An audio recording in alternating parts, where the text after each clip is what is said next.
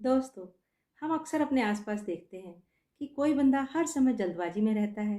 किसी को बहुत जल्दी गुस्सा आ जाता है और छोटी छोटी बात पर मारपीट में उतर आता है। किसी की शिकायत है कि मेरी बीवी बहुत बोलती है, हर समय गॉसिप करती है। या फिर किसी की शिकायत है, मेरे हस्बैंड बोलते ही नहीं। किसी का बच्चा डल है तो किसी का हाइपर है। कोई मोटा है तो कोई पतला है। किसी को सर्दियाँ पसंद हैं तो किसी को गर्मी का मौसम सूट करता है। कोई 60 ईयर्स में भी यंग दिखता है तो किसी के 20-25 साल में ही बाल पकने शुरू हो जाते हैं। तो ऐसा क्यों होता है और हम इसे कैसे बैलेंस कर सकते हैं? आइए आज के वीडियो में हम जानते हैं। नमस्कार दोस्तों, आज की इस आयुर्वेद सीरीज में आप सबका बहुत बहुत स्वागत है। आज का टॉपिक थोड़ा लंबा है, इसलिए मेरी रिक्वेस्ट है कि प्लीज़ थोड़ा समय निकाल कर इसको पूरा ज़रूर देखें, क्योंकि इससे हमारे जीवन की दिशा बदल सकती है और हमारी लाइफ ईजी हो सकती है। इसे मैं सरल भाषा में समझाने की कोशिश करूँगी। सबसे पहले जानते हैं थोड़ा सा बेसिक कि आयुर्वेद है क्या। आयुर्वेद प्राचीन काल का 5000 साल से भी पुराना हेल्थ केयर का क्यूरेटिव और प्रिवेंटिव साइंस है। चरक संहिता, सुश्रुत संहिता, अष्टांग हृदयम, ये सब हमारे आयुर्वेद के ज्ञान को दिखाते हैं। चरक संहिता फिजियोलॉजी पर है तो सुश्रुत संहिता सर्जरी का ज्ञान देती है। ये तो हम सभी जानते हैं कि सारा संसार और ह्यूमन बॉडी 5 एलिमेंट से मिलकर बनी है। Air, water, fire, earth and space. इनको हिंदी में 5 तत्व भी कहते हैं: जल, वायु, अग्नि, पृथ्वी और आकाश। अगर हम देखें तो चारों तरफ हर चीज़ इन्हीं 5 एलिमेंट से बनी हुई है। पहाड़ हैं तो अर्थ है, नदी है तो जल है, आकाश, वायु, सब कुछ इन्हीं के अंदर आता है।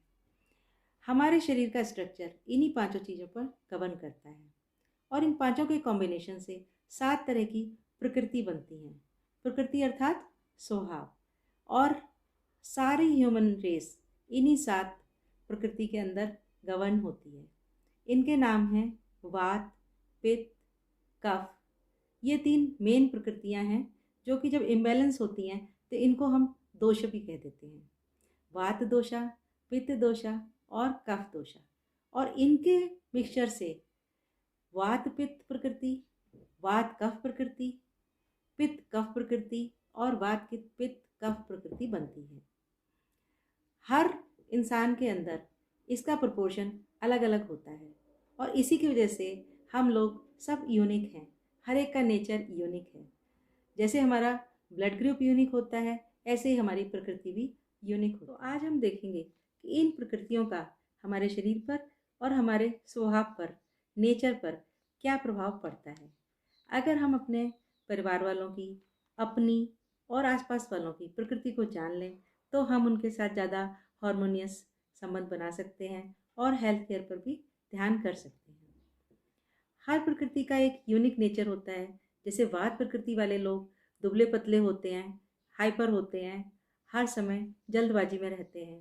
पित्त प्रकृति वाले लोग एग्रेसिव होते हैं, इंटेलिजेंट होते हैं, लीडर होते हैं और दिल के बहुत सॉफ्ट होते हैं।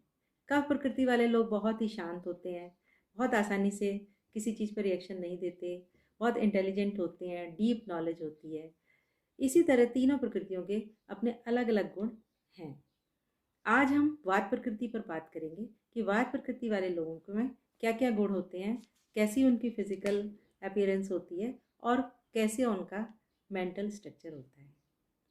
वात प्रकृति के लिए अष्टांग हृदय के अध्याय 1 में 10वें श्लोक में कहा गया है, तत्र रुक्ष लघु शीतला। रुक्ष मतलब ड्राई, लघु मतलब शॉर्ट, शीतल मतलब कोल्ड। तो वात प्रकृति वालों का जो शरीर है वो थोड़ा ड्राईनेस की तरफ होता है, छोटा साइज होता है, हाइट कम होती है, दुबले पतले होते हैं और थोड़ा ठंडी प्रकृति के होते हैं।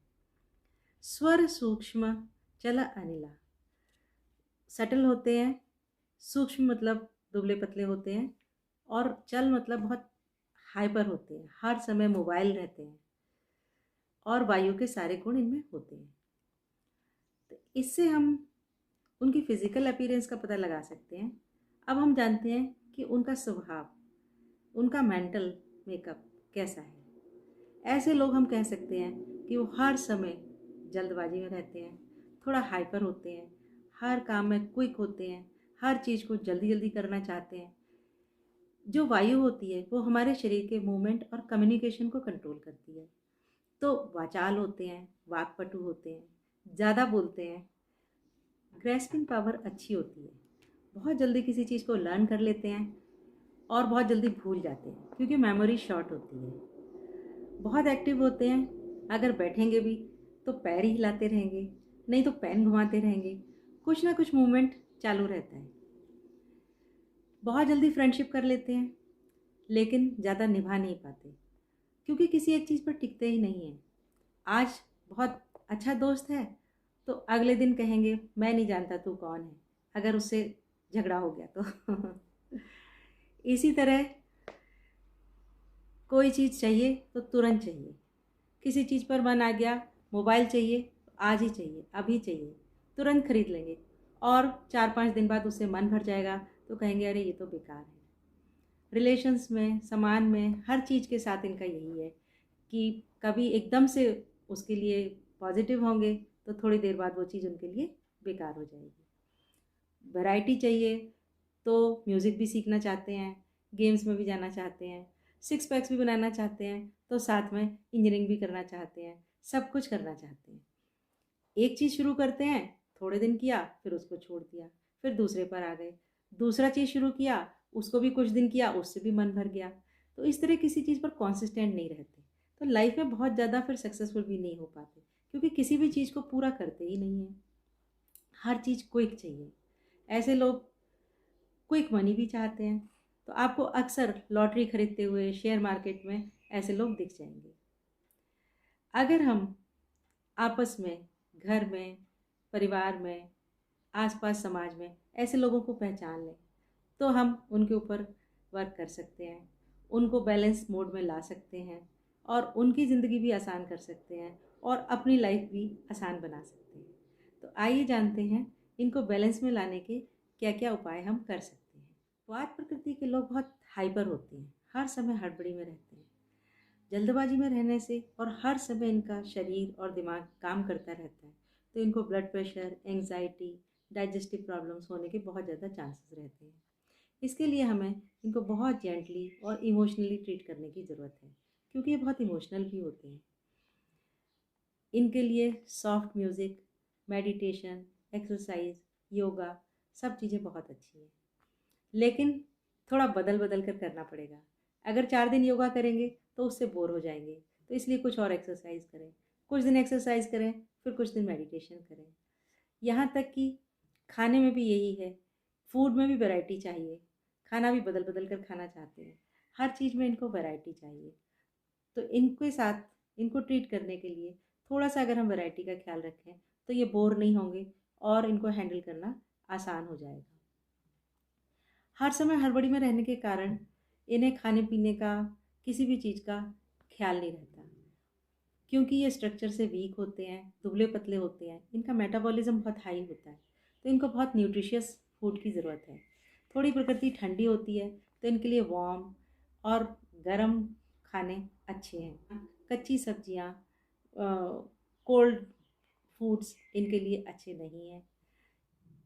इनकी बॉडी थोड़ी सी ड्राई होती है क्योंकि वायु का एक गुण रुक्ष भी है तो इनके लिए ऑयल, घी, मक्खन ये सब बहुत अच्छा है। डेयरी प्रोडक्ट्स, एग, फिश ये सब इनके हेल्थ के लिए बहुत अच्छा है। तिल ऑयल इनके लिए बहुत अच्छा है। तिल ऑयल की मसाज करें, स्टीम बाथ लें तो इन्हें बहुत सूट करेगा।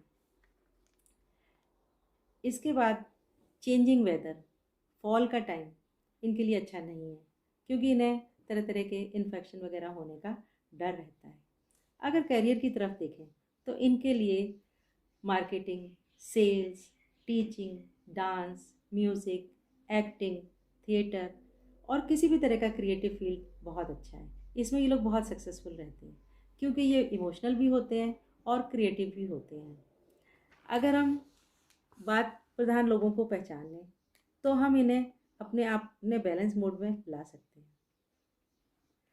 तो हम लास्ट में कह सकते हैं कि वाद प्रधान लोग हाइपर होते हैं, मूडी होते हैं, इम्पेशेंट होते हैं, इमोशनल होते हैं, इंटेलिजेंट, क्रिएटिव और क्विक होते हैं। और वात दोष को बैलेंस करने के लिए soft music, meditation, exercise, hot oil massage, steam bath और डाइट में dairy products, sweet fruits, warm and cooked food, घी, मक्खन, ऑयल, एग, फिश, सब कुछ बहुत अच्छा है। स्टिमुलस फूड जैसे कि अल्कोहल, टबैको, कैफीन या फिर रॉ फूड, सैलेड वगैरह से ज़रा परहेज करें। अगले वीडियो में हम पित्त प्रकृति के बारे में बात करेंगे। पित्त प्रधान लोग जैसे वात प्रधान लोग हाइपर होते हैं, थोड़े एग्रेसिव होते हैं, लीडर होते हैं और दिल के बहुत सॉफ्ट होते हैं। इनके बारे में डिटेल में जानेंगे। इसके अलावा अगर आपको ये वीडियो अच्छा लगा हो तो प्लीज़ लाइक, शेयर या कमेंट ज़रूर करें। हमें आपके कमेंट्स का हमेशा इंतज़ार रहता है। और चैनल को सब्सक्राइब करना भी ना भूलें। Thank you.